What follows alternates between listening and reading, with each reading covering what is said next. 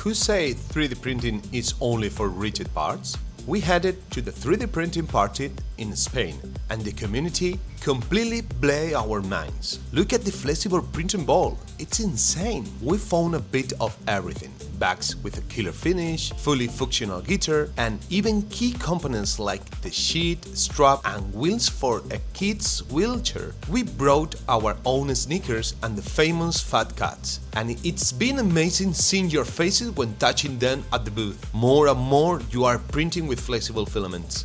Huge thanks to everyone who stopped by to see us and check out all the talks. It gives us so much energy to see what you create with RECREUS. See you in the next time.